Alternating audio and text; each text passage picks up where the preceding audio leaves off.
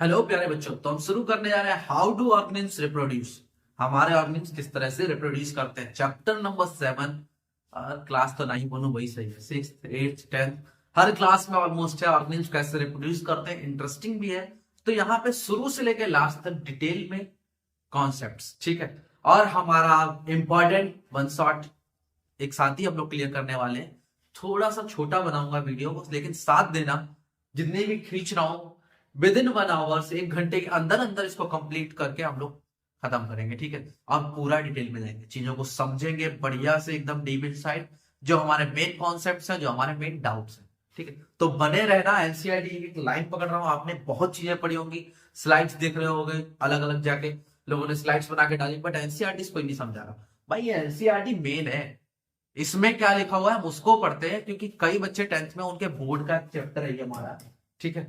तो बोर्ड में क्या क्या चीजें आने वाली है हमारी 10th क्लास में, उन चीजों को हम फोकस करेंगे और उनको पढ़ेंगे, वो भी अपनी एनसीईआरटी बुक से, जिससे कि पेपर टाइम में ये डाउट ना रहे कि यार बुक तो नहीं पढ़ी हमने, शायद बुक में से कुछ इंपॉर्टेंट छूट गया हो। भाई ऐसा कुछ नहीं, यहाँ पे हम लोग सारी चीजें खत्म करने वाले हैं, ठीक है। जो भी हमारी बुक्स में इंपॉर्टेंट है वो हम यहाँ पे ओवर कर लेंगे, ठीक है। चलो शुरू करते हैं हम लोग। सबसे पहले देखो, हमारी शुरू की लाइंस में कुछ भी नहीं लिखा, रिप्रोडक्शन क्यों होता है, क्यों जरूरी है, इस चीज के बारे में बताया गया है। हालांकि लिविंग बींग्स की बहुत सारी पहचान होती है। Then what is the need of reproduction.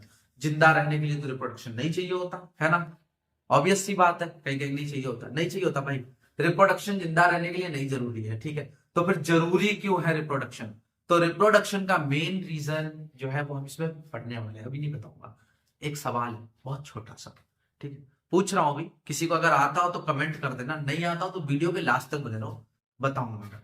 मुझे बताओ, पहले मुर्गी आई या अंडा, पहले मुर्गी आई या अंडा। कहना सर क्या दादाजी वाले सवाल पूछ लिया आपने।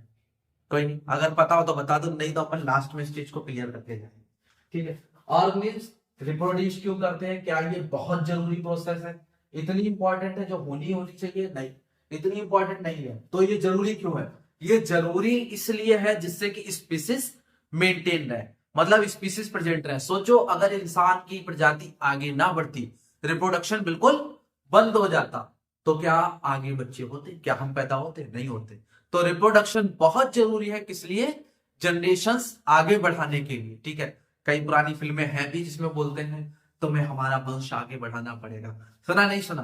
तो वंश आगे क्यों बढ़ाना पड़ेगा, क्योंकि जनरेशंस आगे बढ़ानी है, बच्चे आगे करने पड़ेंगे, इसलिए रिप्रोडक्शन इंपॉर्टेंट है। उसके अलावा रिप्रोडक्शन करता क्या क्या, उसका मेन रोल क्या है लाइफ में, उस चीज को हम लोग पढ़ने वाले हैं। लेकिन उससे पहले एक नॉर्मल सी चीज सुनना, रिप्रोडक्शन होती कितने टाइप, रिप्रोडक्शन होती कितने टाइप की है ये सुन लो। सबसे पहले रिप्रोडक्शन मेनली 2 टाइप की, कितने की, 2 टाइप की। कहना 2 टाइप, रिप्रोडक्शन की 2 टाइप, हाँ भाई।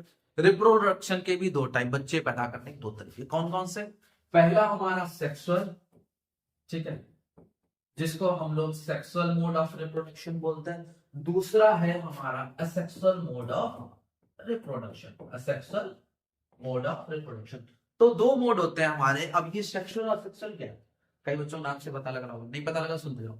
सेक्सुअल मोड ऑफ रिप्रोडक्शन में जहां पे 2 पेरेंट्स मिले, जहां पे 2 पेरेंट्स मिले, मतलब एक मदर एंड फादर, या फिर बोले लेडी एंड जेंट, ठीक है। तो 2 अगर मिले तो क्या होगा, सेक्सुअल मोड ऑफ रिप्रोडक्शन होगा। वैसे इसकी और एक प्रॉपर डेफिनेशन है जिसमें बोलते हैं गैमीट ट्रांसफर। नहीं पता, कोई बात नहीं, इतना हाई फाई नहीं जा रहा, अभी इतना ही सुन लो कि मदर फादर या फिर लेडी और जेंट्स यहाँ पे मिले, मीटिंग हो उनकी, उसको हम लोग क्या कहते हैं, सेक्सुअल मोड ऑफ रिप्रोडक्शन बोलते हैं। हालांकि ये बिल्कुल एग्जैक्ट नहीं है, क्योंकि प्लांट्स में भी होता है, प्लांट्स में कहाँ लेडीज और जेंट्स होते हैं, नहीं होते ना, इसलिए ये बिल्कुल परफेक्ट नहीं है। मेन परफेक्ट वाली है वो हमें भी आगे पढ़ना है। ये दूसरा होता है हमारा असेक्सुअल मोड ऑफ रिप्रोडक्शन। कौन सा, असेक्सुअल मोड ऑफ रिप्रोडक्शन। ये असेक्सुअल मोड ऑफ रिप्रोडक्शन क्या होता है, उस चीज के बारे में पढ़ेंगे जहां पे कोई भी पेरेंट्स की रिक्वायरमेंट ना हो, 2 पेरेंट्स की रिक्वायरमेंट ना हो, एक की तो जरूरत पड़ेगी पड़ेगी, कुछ ना कुछ तो हमको चाहिए, ठीक है। तो 2 पेरेंट्स की रिक्वायरमेंट ना हो, जहां पे कोई गैमीट ट्रांसफर ना हो। कहना सर बार बार गैमीट बोल भी देते हो, मना भी कर रहे हैं, गैमीट बता, ठीक है। जहां पे हमारे दो पेरेंट्स की रिक्वायरमेंट ना हो, एक सिंगल पेरेंट से काम चल जाए, उसको हम लोग क्या बोलते हैं, असेक्सुअल मोड ऑफ रिप्रोडक्शन बोलते हैं। क्लियर है इतना? पक्की बात। आगे बढ़े हम लोग। देख रहे स्टार्टिंग में कुछ भी नहीं है, स्टार्टिंग बस उतना ही है जो मैंने अभी बताया कि हमारी एग्जिस्टेंस के लिए हम लोग रहे, इस वजह से हमको क्या करना है, रिप्रोडक्शन करनी है। ठीक है, अगर कोई भी रिप्रोडक्शन नहीं होती, only one non reproduction members of particular kind doubtful that we would have noticed existence, शायद हमको किसी की एग्जिस्टेंस ही देखने को ना मिलती। ठीक है, नहीं अंडरलाइन नहीं करना, इसको अंडरलाइन नहीं करना। ठीक है, बस यहाँ पे नॉर्मल सा क्वेश्चन है जिसका आंसर है कि रिप्रोडक्शन की जरूरत क्या है। तो reproduction is necessary for the different generations या फिर फर्दर जनरेशंस, आगे आने वाली जनरेशंस की आने की वजह से हमको ये इंपॉर्टेंट है। ठीक है, तो आ जाए ये जरूरी है। आगे पढ़ते हैं हम लोग। Do organism create exact copies of themselves? क्या भाई साउथ की मूवी की तरह एग्जैक्ट कॉपी बनती है? साउथ की मूवी देखा है ना कि हमारा भाई, अभी एक नई मूवी आई थी कुछ दिन पहले, इसकी विजय की। ठीक है, विजय की एक नई मूवी आई, विजय थलापति, देखी होगी शायद। उसमें क्या होता है, बाप और बेटा बिल्कुल सेम होते हैं, डिक्टो। मतलब बाप बूढ़ा है और उसका बेटा जवान, दोनों के दोनों एक जैसे कॉपी होते हैं। ठीक है, एग्जैक्ट मूवी तो नहीं आता, शायद किसी देखी होगी, साउथ की मूवी है। ठीक है, तो साउथ मूवी में क्या होता है, बिल्कुल डिक्टो होते हैं। क्या एक्चुअल लाइफ में कभी ऐसा देखा कि जैसे पापा है बिल्कुल वैसा ही बच्चा हो? नहीं देखा ना, ऐसा होता भी नहीं, जनरली नहीं होता ऐसा। हमने तो नहीं देखा भाई, साउथ की मूवीज में ही देखा है मैंने कि बाप और बेटा एकदम से। वीर मूवी में सलमान खान लास्ट में मर जाता है और उसके बाद में वो एकदम बाइक उड़ाते हुए आता है दूसरा, छोटा सलमान खान उसका बेटा। तो ये मूवीज में होता है जिसमें एग्जैक्ट कॉपी बनती है। रियल लाइफ में कभी देखा है? नहीं देखा हो, बहुत मुश्किल है, शायद ही किसी ने देखा, मैंने तो नहीं देखा। देखो, रियल लाइफ में एग्जैक्ट कॉपीज नहीं बनती। तो वही पूछ रहा है, क्या आदमी एग्जैक्ट कॉपीज बनाते हैं? शायद हाँ, शायद नहीं, इस हिसाब से तो नहीं। मूवी बनती, वैसे नहीं बनती। लेकिन तो एक बात बताओ, क्या गुलाब के फूल अलग अलग होते हैं? कि ये गुलाब फूल चंपा का है, ये रंपा का है? ऐसा तो नहीं होता कि ये चंपा गुलाब है, ये रंपा गुलाब है, नाम अलग अलग कर दे हम उनके। लाल गुलाब एक जैसे लगते हैं सारे सारे, है ना? तो प्लांट्स की तरफ देखें तो बिल्कुल सेम लगते हैं। तो प्लांट्स तो मेरे को लगता है एग्जैक्ट कॉपीज बनाते हैं, जैसे उनकी मदर रहेगी वैसे वो रहेंगे। गुलाब भी बिल्कुल एक जैसे, एक प्लांट इधर रखा दूसरा प्लांट इधर रखा, एकदम एग्जैक्ट कॉपीज, ऐसे ही होता है। इवन तुमने मेंढकों में देखा होगा, वैसे मेंढकों में तो डिफरेंस आ जाते हैं थोड़े बहुत, लेकिन गुलाब में बिल्कुल कोई डिफरेंस नहीं। क्यों डिफरेंस नहीं? क्या ऑर्गेनिज्म सच में एग्जैक्ट कॉपी बनाते हैं? तो इसका आंसर है हाँ। कुछ ऑर्गेनिज्म क्या करते हैं, एग्जैक्ट कॉपी बनाते हैं, जो क्या करते हैं, asexual mode of reproduction follow करते हैं। कौन सा mode? Asexual mode of reproduction. मतलब एक पेरेंट से बनना है तो एग्जैक्ट कॉपी। तो क्या थलापति का बेटा लेडी नहीं थी क्या कोई उसमें? ठीक, जेंट्स की बात नहीं कर रहा हूं, ठीक है, ह्यूमंस की बात नहीं कर रहा हूं भाई, मैं बात कर रहा हूं प्लांट्स की। प्लांट्स में एकदम एग्जैक्ट कॉपीज बनती है हमारी, और ह्यूमंस में एग्जैक्ट कॉपीज नहीं बनती है, इस चीज को याद रखना। हाँ, ऑर्गेनिज्म जो है एग्जैक्ट कॉपीज बनाते हैं, but it is possible in only asexual mode of reproduction. asexual mode of reproduction में ही पॉसिबल है, इस चीज को याद रखना। वैसे कुछ खास नहीं, आगे चलते चलते पूरा क्लियर हो जाएगा। ठीक है, आगे चलते चलते बिल्कुल क्लियर हो जाएगा। तो अभी ऐसा कुछ नहीं है, वैसे मैंने लिख दिया जिससे कि याद है। अगले साल किसी कॉपी दोगे, किताब दोगे तो उसको मिल जाएगा। बाकी नोट्स बनाते हैं ना साथ ही साथ, बहुत छोटा सा है। अब क्या होता है, एक ऑर्गेनिज्म से दूसरा ऑर्गेनिज्म बनता है तो उसमें एक चीज पास होती है जिससे करेक्टर सेम आते हैं। अब तुम एक चीज देखना, तुम में और तुम्हारे पिताजी में कान ऑलमोस्ट सेम हो, ठीक है, या तो ये छुटे हुए हैं, दोनों लोग छुटे हुए होंगे, या फिर तो दोनों लोगों के चिपके हुए होंगे नीचे से। ठीक है, बहुत कुछ कॉमन सी बिहेवियर्स बताता हूँ। ब्लड ग्रुप देखना, तुम्हारी माताजी और पिताजी, ब्लड ग्रुप वाला सिखाऊंगा तुम्हें। अगर माताजी का बी पॉजिटिव है, पिताजी का ओ पॉजिटिव है, तो बच्चे का जो है ब्लड ग्रुप वो बी पॉजिटिव होगा। कौन सा होगा? B positive. ये 100% श्योर है, ठीक है, 100% श्योर है। अब ये कैसे बता दिया? अगर बच्चे का ए पॉजिटिव है तो या तो माता का ए पॉजिटिव होगा या पिता का ए पॉजिटिव होगा, या दोनों का ए पॉजिटिव हो सकता है। ब्लड ग्रुप कहां से आ रहा है? माता पिता से आ रहा है। कान के जो हिस्से आ रहे हैं कहां से आ रहे हैं? माता पिता से आ रहे हैं। इवन करली हेयर्स, ठीक है, या तो पिताजी के होंगे या माताजी के होंगे, तब करली हेयर्स आएंगे। वैसे बहुत रेयर चांस है, कभी कभी हो जाता है कि एक जगह से दूसरी जगह जाए तो हेयर तो करनी हो सकते हैं, बट ये कान का, ब्लड ग्रुप का ये नहीं होता कि सर मैं यहाँ था तब तो सही था, फिर मैं राजस्थान चला गया या दिल्ली चला गया तो मेरा ब्लड ग्रुप चेंज हो गया, ऐसा नहीं होता। तो क्या है, हमारे एग्जैक्ट कॉपीज तो बनती बनती हैं, लेकिन कुछ करेक्टर्स भी पास ऑन होते हैं जो एग्जैक्ट कॉपी नहीं बनती उनमें भी।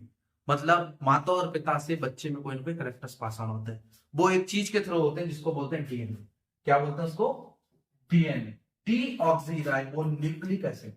कई बच्चों को इसकी डेफिनेशन नहीं पता होती है, डीएनए क्या है, ठीक है। तो बेसिक यूनिट ऑफ इनहेरिटेंस है जिससे पास ऑन होती है, वैसे जीन्स को भी नाम दे देते हैं, लेकिन डीएनए फुल फॉर्म तो याद कर ही लेना कम से कम, deoxyribo nucleic acid, deoxyribo nucleic acid. ये क्या होता है, जो हमारे क्रोमोसोम्स होते हैं, ठीक है, उनमें एक न्यूक्लियस होता है, chromosomes in the nucleus contain information for inheritance of features from parents to next generation in the form of DNA। जो हमारा क्रोमोसोम होता है उसमें क्या होता है, कुछ डीएनए होते हैं, डीएनए एक्चुअली वहां पे ना जीन्स भी होते हैं, ठीक है। जीन्स क्या करते हैं, दो इंफॉर्मेशन लेके जाते हैं, एक माता की, पिता की। जो डोमिनेंट होती है वो प्रेजेंट होती है किसमें, बच्चे में जाके। इस चीज को याद रखना, दो इंफॉर्मेशन आएंगी, एक माता जी से एक पिताजी से। जो दोनों में से मजबूत निकली, माता जी वाली मजबूत निकली तो वो आ जाएगी, पिताजी वाली मजबूत निकली तो वो आ जाएगी, ठीक है। तो इसकी फुल फॉर्म याद रखना, एक नंबर पे पूछ सकता है, बाकी यहाँ पे अंडरलाइन वाला कुछ नहीं है, बाकी नॉर्मल सी चीजें हैं जिनको तुम बड़ी क्लासों में जाकर बहुत बढ़िया से सीखोगे, ठीक है। डीएनए होता कहाँ है, न्यूक्लियस के अंदर होता है, जो कि प्रोटीन की फॉर्म में इंफॉर्मेशन लेके जाता है। डीएनए कहाँ होता है, न्यूक्लियस के अंदर होता है, जो information in the form of protein pass on करता है from one generation to another generation. अगर इंफॉर्मेशन चेंज हो गई, इसका मतलब क्या हुआ, जो प्रोटीन्स हैं उसमें बनी हुई वो थोड़ी सी चेंज हो गई, ठीक है। जो प्रोटीन थी वो थोड़ी सी चेंज हो गई, इतना अंडरलाइन कर देना।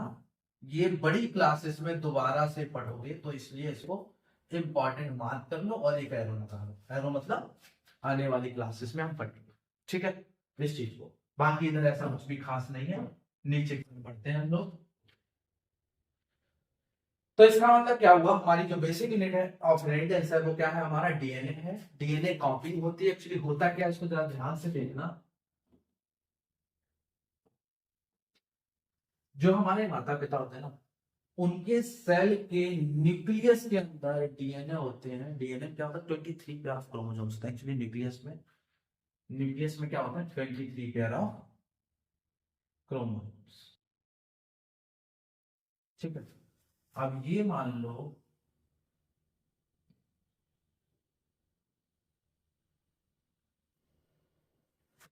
कलर का ऐसा कोई रूल नहीं है, कलर मैंने इसलिए दिखा दी है दिखाने के लिए कि ये माता जी का, ये पिताजी का। ये मान लो हमारा क्या है, माता जी का, मतलब मदर सेल। कैसा है, मदर सेल, ठीक है, मदर के न्यूक्लियस में। और ये हमारे किसका, पिताजी का, फादर सेल, ठीक है। एक्चुअली इसको नाम ही देते हैं मदर सेल और फादर सेल, ठीक है, ध्यान रखना इस चीज को। तो यहाँ से क्रोमोसोम्स क्या होते हैं, डिवाइड हो जाते हैं, अलग अलग हो जाते हैं। अलग अलग होकर क्या होते हैं, ट्रांसफर होते हैं किसमें, बच्चे के अंदर। बच्चे के अंदर एक इससे जाएगा और एक इससे जाएगा। अब ये बच्चे के अंदर एकदम छोटा सा, छोटा सा, ठीक, कोई दिक्कत नहीं। वैसे सेल्स में ऐसा कोई डिफरेंस नहीं आता, ठीक। एक पिताजी का, एक माता जी का। अब रिप्रेजेंट कौन सा होगा, लाल वाला या काला वाला? इसमें रिप्रेजेंट वो होगा जो थोड़ा सा मजबूत होगा। लाल वाला ज्यादा मजबूत है तो लाल वाला हो जाएगा, काला वाला ज्यादा मजबूत है तो काला वाला हो जाएगा, ठीक है। इस चीज का याद रखना। तो इन्फॉर्मेशन किसकी उसमें फॉर्म में पास होती है, क्रोमोसोम्स की फॉर्म में पास होती है। इसको हम लोग बोलते हैं डॉटर सेल। क्या बोलते हैं, डॉटर सेल। ये बनाना चाहो तो बना लो, ठीक है। हालांकि आगे चल के चैप्टर में अच्छे से सीख जाओगे, तो इतना कुछ खास इंपॉर्टेंट नहीं है, थोड़ा सा आगे की तरफ बढ़ते हैं बाहर।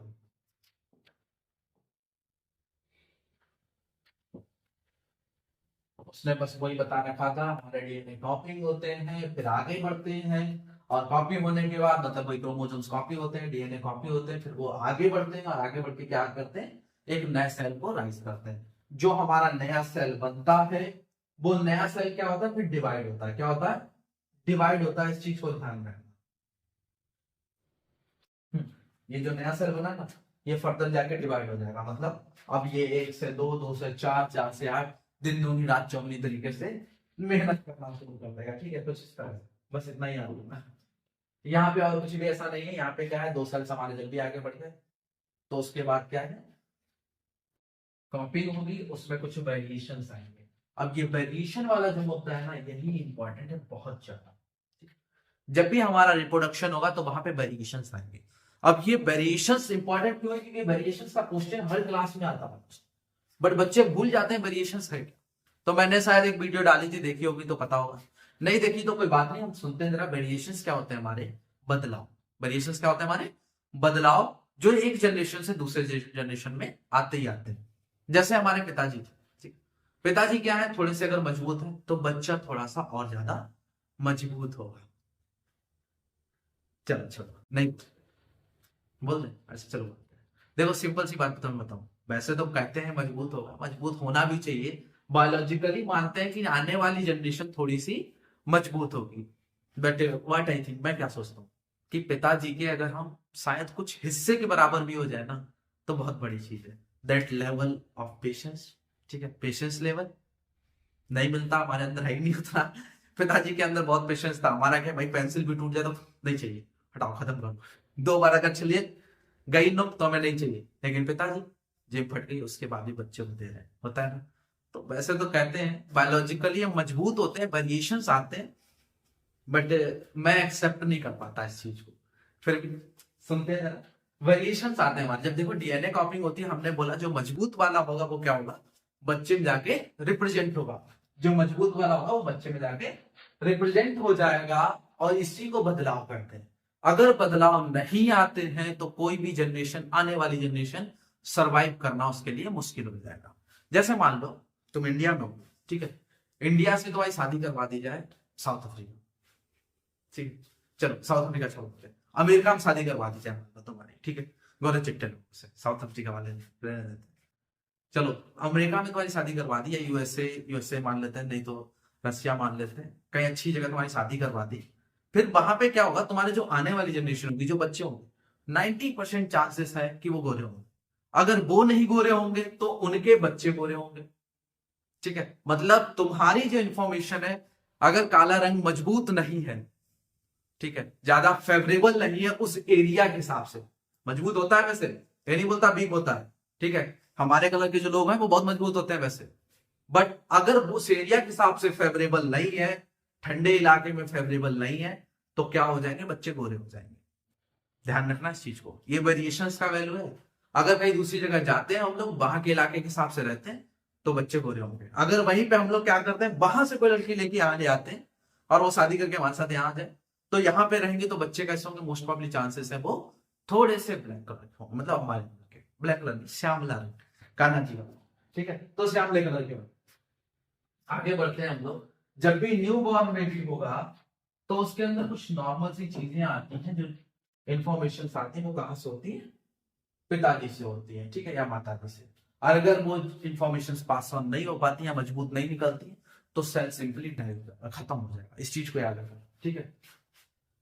The importance of variations, variations के फायदे क्या है, देखो जिसपे हम लोग लगातार बात कर रहे हैं। इंपॉर्टेंस ऑफ वेरिएशंस थोड़ा थोड़ा समझ गए होंगे, अगर सर वेरिएशंस नहीं होंगे तो सरवाइव नहीं कर पाएंगे, है ना।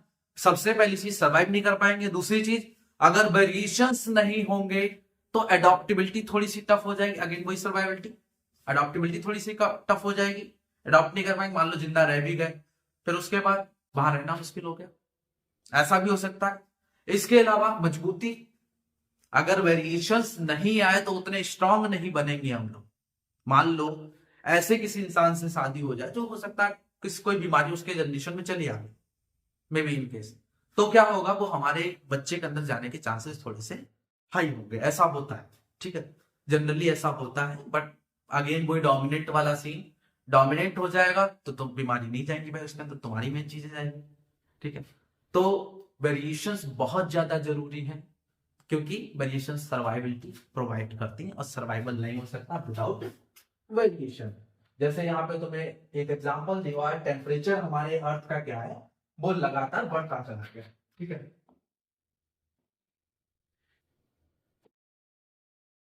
Temperature on Earth can go or down, water levels can vary, or there could be meteorite hit. So think of a few examples. If a population of reproducing organisms were shooted a particular niche, and if the niche were drastically altered, the population could be wiped out. ठीक है, अगर मान लो हमारे यहाँ कोई चीज आ रही है बाहर से, ठीक है, बाहर से आके गिर जाए, एकदम से हमारे यहाँ का टेम्परेचर बदल जाए, एकदम से बदल जाए, तो जो प्रेजेंट जनरेशन है वो खत्म हो जाएगी। रीजन, हम लोग को डाइजेस्ट ही नहीं कर पाएंगे। एक जमाना हुआ करता था जिसमें हाईएस्ट टेम्परेचर धरती का 36 डिग्री सेल्सियस टेम्परेचर आता था, मतलब जहां पे मैं रहता हूँ, ठीक है, इस वाले एरिया में 36 डिग्री सेल्सियस टेम्परेचर बहुत मानते हैं। आज के टाइम पे क्या है, इस एरिया में जहां पे हम लोग जनरली रह रहे हैं, यहाँ पे 50 डिग्री सेल्सियस टेम्परेचर टच कर जाता है। तुम्हारे इलाके में कभी पता करना, पापा जी से, दादाजी से पूछना, नहीं तो कोई बड़ा बूढ़ा घर में उससे पूछना, कहना दादाजी आपके टाइम में गर्मी क्या इतनी पड़ती थी। हालांकि दादाजी अगर थोड़े तेज, बेटा हमारे टाइम में गर्मी ऐसी पड़ती थी ना, तुम तो रह ही नहीं पाते, अब तो बदल ही गया मामला। लेकिन रियलिटी अगर बताएंगे तो तुमको बोलेंगे नहीं बेटा, गर्मी पहले कम पड़ती थी, अब गर्मी धीरे धीरे बढ़ गई, ठीक है। हालांकि सर्दी का मान सकते हैं, सर्दी पहले से घट गई, पिछले 2-3 सालों से सर्दी थोड़ी सी घट गई है, इस साल ठीक ठाक पड़ रही है, अभी तो सर्दी आ गई हल्की हल्की। लेकिन गर्मी की बात करें तो गर्मी पहले से बहुत ज्यादा बढ़ गई, पुराने लोगों का सर्वाइवल थोड़ा सा टफ हो जाता, लेकिन टफ नहीं हुआ। रीजन, हमारी नई जनरेशन आई, उन्होंने पहले से सर्वाइवल के लिए तैयार कर रखा था, वेरिएशंस ला रखे थे वो पहले से, ठीक है। तो वेरिएशंस आते हैं, अगर मान लो एकदम से कोई वेरिएशन एनवायरमेंट में आ जाए और इंसान के अंदर वेरिएशन ना आए हो, हम में बदलाव ना आए हो, और बाहर का टेम्परेचर एकदम से बहुत ज्यादा गर्म हो जाए, तो राम राम सत्य है ना, तो खत्म हो जाएंगे हम लोग। ये चीज नॉर्मल है, टेम्परेचर एकदम से बढ़ जाए, कोई बाहर से चीज आ जाए जिससे टेम्परेचर ज्यादा बढ़े या घटे, तो चीजें खत्म हो जाएंगी, ठीक है। बहुत छोटे से क्वेश्चन है, अगर जिसने अभी तक ध्यान से सुना उसको पता होगा इंपॉर्टेंस ऑफ डीएनए कॉपिंग। डीएनए कॉपिंग क्यों इंपॉर्टेंस है, क्योंकि दोनों से एक चीज पास ऑन होगा और इंफॉर्मेशन नेक्स्ट जनरेशन में जाएंगे। व्हाई इज वेरिएशन बेनिफिशियल, इसको नहीं बताऊंगा भाई, खुद से करना। वेरिएशन क्यों जरूरी है, क्यों बेनिफिशियल है, ठीक है, ये खुद से करना अपना। एक्टिविटीज देखो, ये दोनों एक्टिविटीज इतनी इंपॉर्टेंट नहीं है, इसलिए छोड़ रहा हूँ। ईस्ट वगैरह की है, ईस्ट को हम लोग ग्रो करके देखते हैं, एक मीडियम में, फिर दूसरे मीडियम, फिर उसका देखते हैं कैसे वो ग्रो कर रहा है, बस इतना ही है। अब हमारे कुछ असेक्सुअल मोड ऑफ रिप्रोडक्शन के बारे में पढ़ते हैं। कैसे asexual mode of reproduction, asexual तो समझ गए ना, अभी तक कहना सर थोड़ा थोड़ा सुन रहे थे तो मजा आ, पहले थोड़ा बोरिंग वाला कर लेते हैं। असेक्सुअल मोड ऑफ रिप्रोडक्शन जल्दी करेंगे, ज्यादा इंतजार नहीं कर पाएंगे सेक्सुअल पहुंचने में, ठीक है, वही हमारा ज्यादा इंटरेस्टिंग है। असेक्सुअल मोड ऑफ रिप्रोडक्शन सबसे पहला फीजन इंपॉर्टेंट है, अगर 10th क्लास में तो मार्क कर लो, 8th में हो तब भी मार्क कर लो, 6th में हो तब भी मार्क कर लो, ठीक है, छोड़ना ही नहीं, हर क्लास में आता है। और तुम्हें बता दो, अभी 10th में पढ़ रहे हो, 12th में भी काम आएगा, 12th में भी काम आएगा हमारा सेक्सुअल मोड ऑफ रिप्रोडक्शन में फीजन, ठीक है। सबसे पहला हमारा आता है बाइनरी फीजन। कौन सा आता है, बाइनरी फीजन। बाइनरी फीजन क्या है, जब एक चीज से हमारे दो प्रोडक्ट बने, एक चीज से दो प्रोडक्ट बने, जैसे यहाँ पे एक सिंपल सा अमीबा पड़ा है।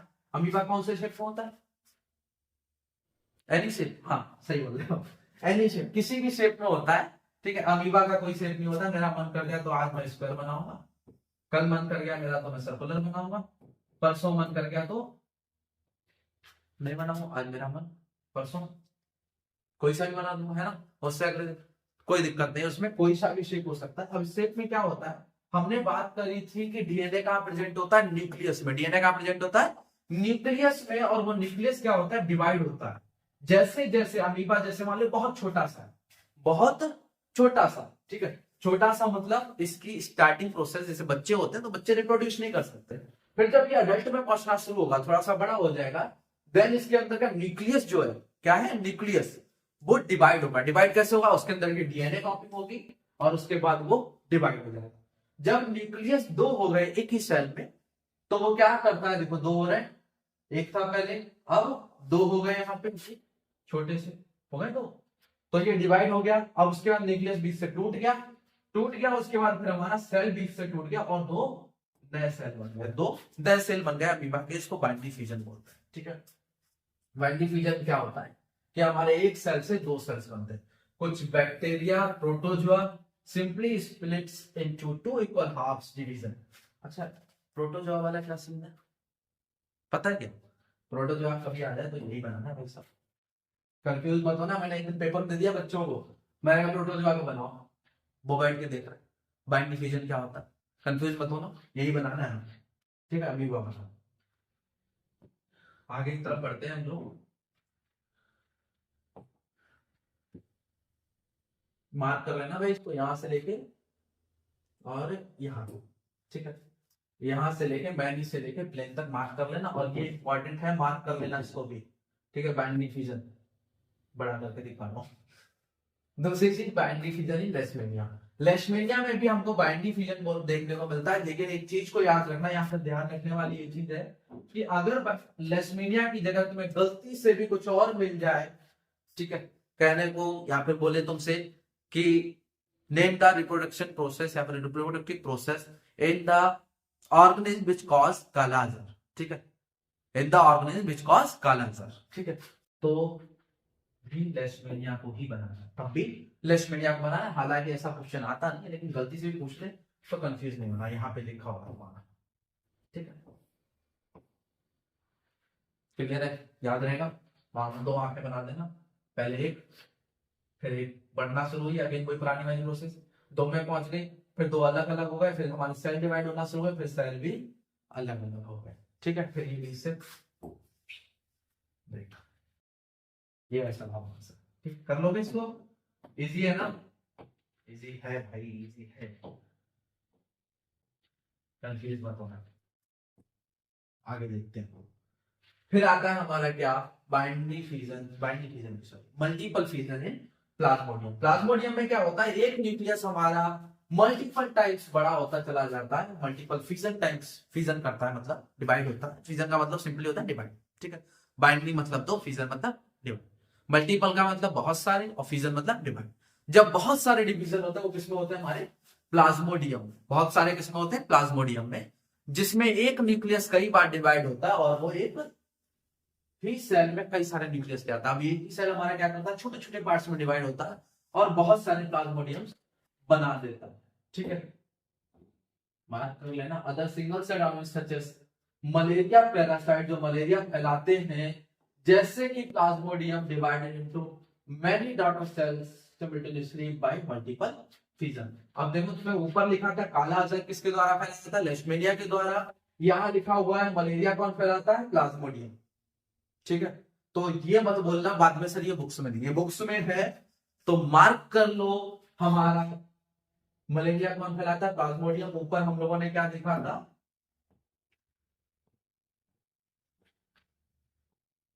हमारा काला आजार कौन फैलाता है, लेशमेनिया। दोनों चीजें मार्क करने वाली और नीचे लिख लेना, यहाँ पे लिख लेना इस चीज को, ठीक है। यहाँ पे लिखोगे भी अपने नीचे।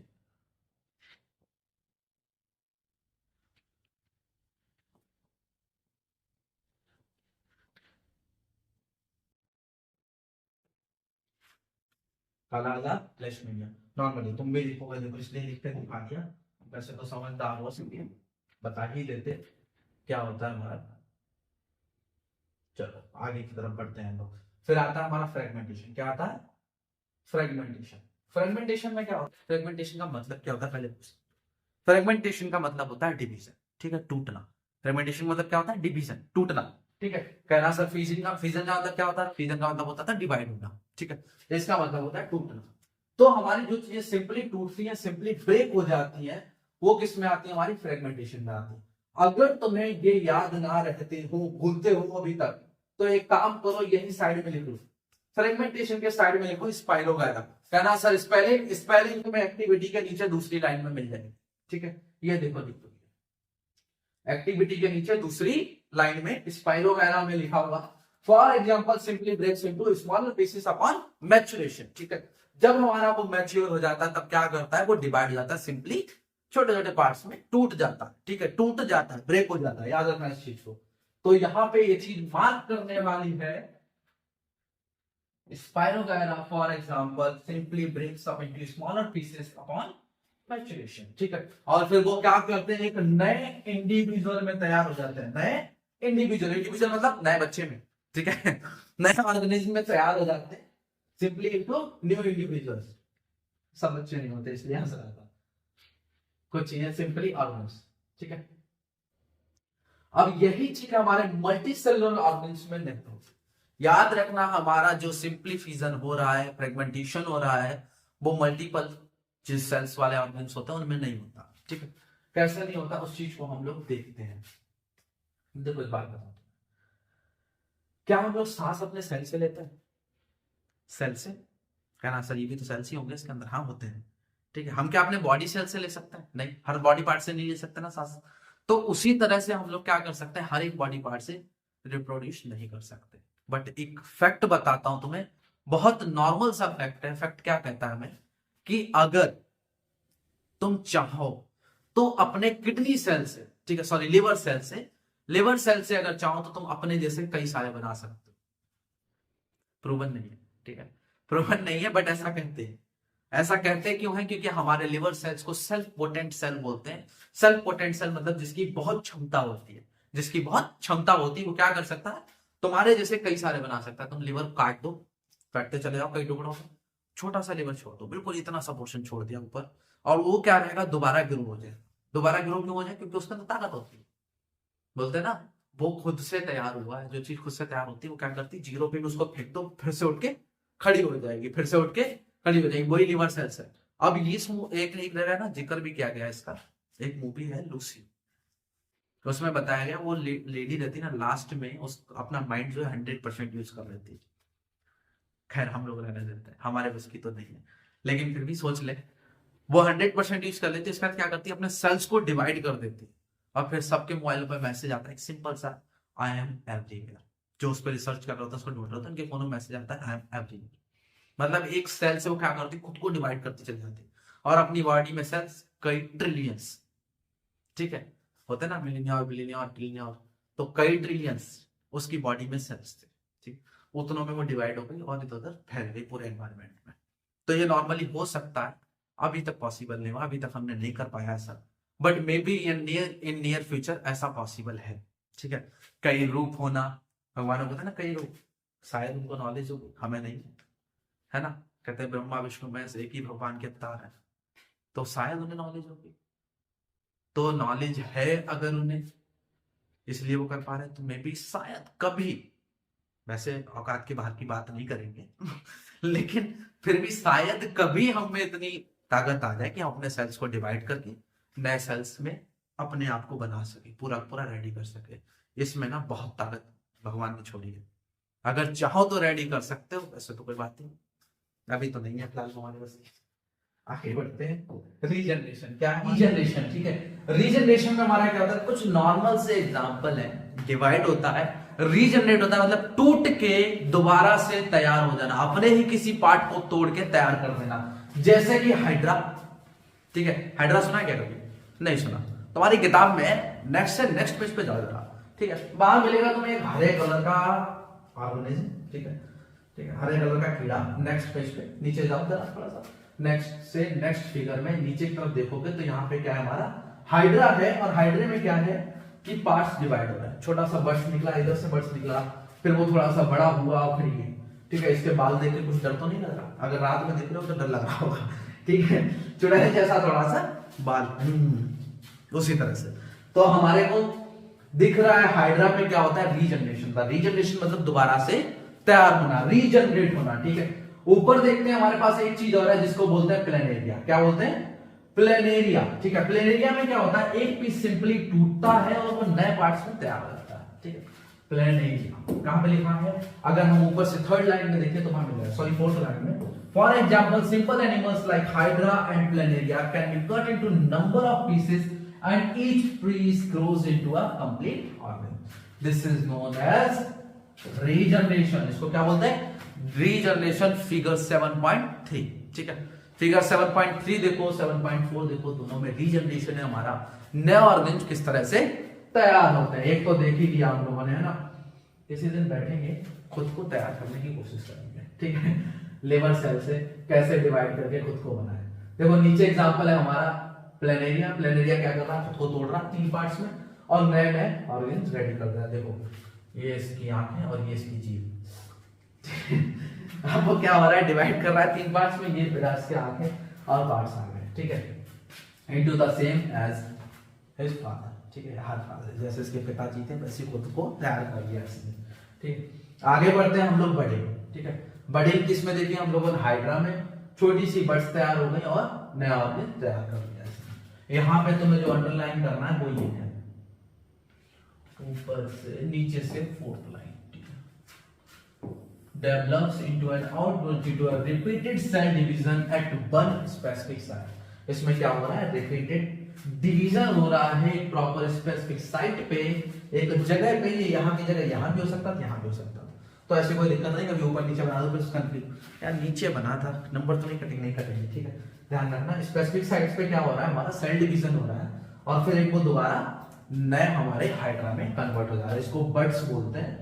तो अगर याद ना रहता हो तो यहाँ पे ऊपर ही लिख लेना, रीजनरेशन के साइड में बड्स इन हाइड्रा, क्या लिखोगे, buds in hydra, BUDS buds in HYDRA hydra, ठीक है।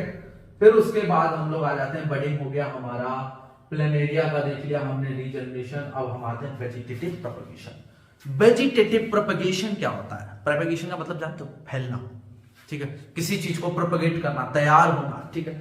तो वेजिटेटिव प्रोपगेशन हमारा क्या है, कुछ एक डेफिनेशन लिख पाऊंगा, वैसे नीट वालों के लिए थोड़ा सा काम की चीज रहेगी, ठीक है, नीट वालों के लिए कहां गया हमारा, हो गया, मिल गया, ओके। नीट वाले एक डेफिनेशन लिखो वेजिटेटिव प्रोपगेशन से ऊपर, ठीक है, पार्ट्स सच एज, लिखो पार्ट्स, कहना सर नीचे से तो मैं कॉपी करके नहीं बताना, नीचे वाली से थोड़ी सी अलग लिखवा रहा हूं, याद रखना, such as roots stems and leaves, ये तो लिखनी है, ठीक है। उसके बाद लिख लो राइजोम, क्या लिखो, राइजोम, सकर, ट्यूबर, ऑफसेट, ठीक है, बल्ब, ठीक है, offset, bulb, etcetera, give rise to a new organism is known as vegetative propagation. मतलब अगर इन पार्ट से, part such as roots, stems and leaves, rhizome, sucker, tuber, offset, bulb, ठीक है, अगर इनसे कभी रिप्रोडक्शन होता है तो उसको हम लोग क्या बोलेंगे, वेजिटेटिव प्रोपगेशन बोलेंगे। तो इसके अलावा भी कुछ आ जाए तो उसको मार्क कर देना, कोई ऐसी दिक्कत नहीं है। वेजिटेटिव प्रोपगेशन बहुत से इसमें पॉसिबल है, केला खाते ही होगे, ठीक है, ऑरेंज खाते ही होगे, इनमें नॉर्मली पॉसिबल है हमारे रोज, जैस्मीन, रोज का तो गुलाब लगाया होगा, तो गुलाब का पता है कैसे लगाते हैं, पता है, चलो ठीक है, गुलाब में देखा होगा टहनी काटते हैं हम लोग और काट के दूसरे प्लांट में जाके लगा दी। आगे से कभी लगाओ तो मेरी कहे पे एक काम कर लेना, गौ माता का ऊपर गोबर लगा लेना, तो थोड़ी सी जनरेशन अच्छी हो जाएगी। अगर लगाते हो तो बहुत बढ़िया, नहीं लगाते तो उसको लगाना, ठीक है। अब गुलाब को काला करना हो तो उसका भी एक तरीका है, बताओ। अच्छा चलो सुनो, पत्ती डालना उसकी जड़ों पे, जड़ों पे जब पत्ती डालते रहोगे तो थोड़े थोड़े काले हो जाएंगे, ब्लैकिश कलर हो जाएंगे। हमारी माता जी ने किया था बचपन में, हमें याद है बढ़िया से। इनको डेफिनेशन क्या याद रख लेना कि कुछ पार्ट्स हैं जैसे रूट, शूट्स, स्टेम्स, लीव्स, ठीक है, और उसके अलावा rhizome, sucker, tuber, oxide, bulb etcetera, ये सब क्या करते हैं, अगर किसी नए पार्ट को तैयार कर रहे हैं, न्यू ऑर्गेनिज्म को रेडी कर रहे हैं, तो उसको हम लोग क्या बोलेंगे, वेजिटेटिव प्रोपगेशन बोलेंगे। क्या बोलेंगे, वेजिटेटिव प्रोपगेशन, ठीक है। आगे की तरफ हम लोग बढ़ते हैं, न्यू डेफिनेशन, ठीक है, ब्रियोफ्लम। इसमें क्या होता है, हमारी बर्ड्स, सिंपली बर्ड्स तैयार हो जाती है अगर ये कभी भी मॉइस्ट एयर में या फिर सॉइल वगैरह उसके कन्वर्ट अंडर में आ जाए, ठीक है, तो ये क्या हो जाएंगे, डायरेक्टली कन्वर्ट हो जाएंगी इनटू द न्यू प्लांट। पत्ती झड़ जाएगी, पत्ती के ऊपर बैठ जाएंगी, नीचे गिरेगी, फिर वो अगेन न्यू प्लांट बना देगी, ठीक है। तो बर्ड्स इन ब्रियोफ्लम, ठीक है, बर्ड्स इन ब्रियोफ्लम लिख लो। यहाँ पे ये है, यहाँ पे लिखा हुआ है, इसको अंडरलाइन करना है बस इतने को, ये वाले हैं एक्टिविटी 7.6 से ऊपर वाला सब कुछ, ये फिगर नहीं आता, ठीक है, ऊपर वाला फिगर थोड़ा सा इंपॉर्टेंट था, ये नहीं आता, ध्यान रखना इस चीज का कि सर सारे फिगर तैयार करने, फिगर कोई तरह नहीं करना। आगे आया हमारे पास टिश्यू कल्चर।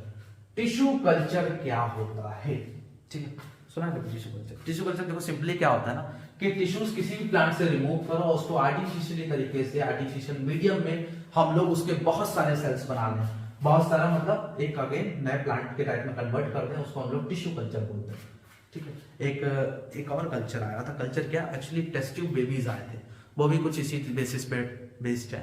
उसमें क्या करते हैं, मदर और फादर का गैमेट लेते हैं, ठीक है, मतलब वही स्पर्म और वो आगे चल के पढ़ाऊंगा, वैसे थोड़ा बहुत है, नहीं था ना, ये तो नहीं है, लेकिन सुन लेना, अभी आजकल आर्टिफिशियली रेडी करा जा रहा है। एक मैं और भी बात बताता हूँ तुमको, हो सकता है आने वाले समय में लेडीज ही रह जाए, मतलब गर्ल्स रह जाए पूरी धरती पे, जेंट्स हो सकता रहे ही ना, जेंट्स हो सकता रहे ही ना। उसके पीछे कारण क्या है, देखो कि लेडीज जो है, ये पाया गया है, साइंटिफिकली पाया गया है कि लेडीज जो है वो अलोन, अकेले पॉसिबल है उनके लिए रिप्रोड्यूस करना, वहीं पे जेंट्स के लिए पॉसिबल नहीं है, ठीक है। बताऊंगा इसके लिए आगे चल के, थोड़ा सा आगे बढ़ेंगे तो और इसको एक्सप्लेन करूंगा, बस इस चीज को ध्यान रखना। तो हो सकता है एक टाइम आए, जमाना आए जिसमें बस लड़कियां रह जाए, लड़के रहे ही ना पूरी धरती पे, ठीक है। टिश्यू कल्चर कुछ टेस्ट ट्यूब बेबीज की तरह ही, अगर वो भी नहीं पड़ा तो इसको समझ लेना, टिश्यू एक्सट्रैक्ट करना किसी चीज से और उसको एक आर्टिफिशियल मीडियम में रखना, जहां पे वो क्या करें, बढ़ते चले जाएं और एक नए ऑर्गेनिज्म में तैयार हो जाए, ठीक है। वैसे टिश्यू कल्चर आता नहीं है तुम्हारे में, लेकिन फिर भी अंडरलाइन कर लो क्योंकि हमारे फर्दर काम आने वाला है, ठीक है। Dividing rapidly to small groups of cells, small group of cells को इसमें एक चीज और बोली है, कैलस, ठीक है, उसको याद रखना, बाकी तो और कुछ भी नहीं है, इतना ही अंडरलाइन करने वाला, यहां से लेके यहां तक बस। फिर वो ट्रांसफर कर दिया गया, वहां पे डिफरेंशिएट होता है, ग्रो होता है और एक नया ऑर्गेनिज्म बना देता है। अगेन एक एसेक्सुअल मोड ऑफ रिप्रोडक्शन का एक और तरीका जिसको बोलते हैं स्पोर फॉर्मेशन, क्या बोलते हैं, स्पोर फॉर्मेशन। ये देखो राइजोपस है हमारा, उसमें छोटे छोटे स्पोर, ब्रेड खाते, ब्रेड खाते हो, ठीक है, तो नहीं खाता तो भी देखे तो होंगे।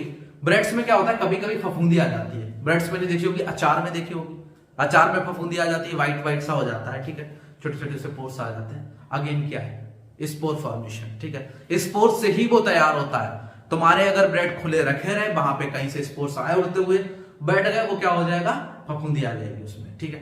ये बहुत नॉर्मल सा है, ब्रेड में फफूंदी आना, अचार में फफूंदी आना, इवन रोटी छोड़ दो कुछ समय के लिए, लंबे समय के लिए, गीला हो हल्का सा, नहीं होगा तो अपने आप हो गया, अगर तो 3 दिन बाद 4 दिन बाद वो क्या हो जाएगा, फफूंदी आ जाएगी इसके ऊपर, ठीक है।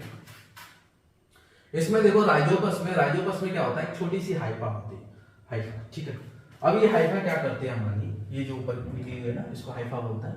इसमें हमारे कुछ स्पोर्स होते हैं, स्पोर्स क्या होता है, फूटते हैं, जब फूटते हैं तो हवा के थ्रू वो दूसरी जगह चले जाते हैं उड़ते हुए, यहां से निकले दूसरी जगह पहुंच गए, ठीक है, हम राही, ठीक है, इस तरह नहीं, हवा चली और वो इधर से उड़ते हुए दूसरी जगह पहुंच गए और वहां जाके ब्रेड पे गिर गए या किसी भी जगह पहुंचे। एक बार में लाखों तो निकलते हैं, ये दूसरी जगह पहुंचने में इनको क्या ही लग रहा है, और बहुत सारे पूछते हैं तो ठीक है पहुंच गए। इसको ब्रेड मॉल्ट्स के भी नाम से जानते हैं, ठीक है, ब्रेड मॉल्ट्स, ठीक है। तो वो क्या करती है, एक जगह से ब्रेड मॉल्ट राइजोपस, ठीक है, यही है हमारा स्पोर फॉर्मेशन। वो क्या करता है, एक जगह से दूसरी जगह पहुंच जाता है और अपने आप को कन्वर्ट कर देता है इनटू अ न्यू ऑर्गेनिज्म, इसको बोलते हैं हम लोग स्पोर फॉर्मेशन। क्या बोलते हैं, स्पोर फॉर्मेशन, ठीक है। स्पोर्स के ऊपर क्या होता है, एक थिक लेयर होती है, वो क्या करती है, उसको बचाती है जब तक वो मॉइस्ट सरफेस के अंदर में ना आ जाए। मतलब ऐसा भी तो हो सकता है खराब हो जाती है, रास्ते में धूप पड़ जाती है, गर्मी पड़ जाती है, लेकिन खराब नहीं होती। इसके ऊपर एक लेयर होती है, वो क्या करती है, इसको बचा के रखती है, ठीक है। इस चीज को ध्यान रखना थोड़ा सा। आगे बढ़ते हैं हम लोग। स्पोर फॉर्मेशन ना याद रहता हो तो यहाँ साइड में लिख लेना राइजोपस। अगर राइजोपस भी ना याद रहता हो तो एक चीज लिखना, ब्रेड मॉल्ट। क्या लिख लेना, ब्रेड मॉल्ट। यहाँ पे लिखा हुआ है तुम्हारा ब्रेड मॉल्ट, ऊपर से तीसरी लाइन ब्रेड मॉल्ट, ऊपर से तीसरी लाइन लास्ट वाले वर्ड्स को, ठीक है, ये लिखेंगे ब्रेड मॉल्ट। चलो नीचे की तरफ पढ़ते हैं हम लोग, इधर कुछ भी नहीं, ठीक है। जितने ऊपर मैं डिस्कस करेगा उन सबको असेक्सुअल मोड ऑफ रिप्रोडक्शन कहते हैं। Asexual reproduction, this is known as asexual reproduction. Multiple fission बता दोगे, प्लाज्मोडियम, ठीक है। ऑर्गेनिज्म जो है बेनिफिटेड कैसे होता है, अगर वो क्या करे, रिप्रोड्यूस से प्रोड्यूस से सॉरी स्पोर्स से प्रोड्यूस करे, तो एक साथ बहुत सारे निकलते हैं तो स्पोर्स से फायदा है उसको, ठीक है। कुछ और कॉम्प्लेक्स ऑर्गेनिज्म जो क्या करते हैं, न्यू इंडिविजुअल्स को राइज करते हैं विद द रीजनरेशन। ऐसे बताने हमको कुछ वेजिटेटिव प्रोपगेशन क्या होता है, कुछ प्लांट्स बताओ, गुलाब बता देना एक तो, ठीक है, इजी है। डीएनए कॉपिंग क्यों एसेंशियल है रिप्रोडक्शन में, ये आप खुद बताएंगे, ठीक है। बदलाव, थोड़ा सा बदलाव लेके आते हैं, कुछ तो खुद करो, ठीक है, समझ गए होंगे मेरे ख्याल से। फिर आता है हमारा सेक्सुअल रिप्रोडक्शन, थोड़ा सा इंपॉर्टेंट और इंटरेस्टिंग, जो हम सुनना चाहते थे, ठीक है। इसके लिए कई बच्चे तो ये चैप्टर ही पढ़ लेते हैं हमारे साथ में, किताबें ले जाते हैं, कहते हैं सर वो ये चैप्टर पढ़ना था साइंस का। चल ले जा भाई, पता है मेरे कौन सा चैप्टर पढ़ना है। तो sexual mode of reproduction interesting है, सुनते जाना। बहुत से चीजें हैं एक्चुअली, कुछ ऐसी मिथ्स हैं और कुछ ऐसी चीजें जो हम लोगों ने बना रखी है, एक्चुअल में उसको इतना हाई फाई लिखने की जरूरत नहीं होती। ठीक है, सेक्सुअल रिप्रोडक्शन, सेक्सुअल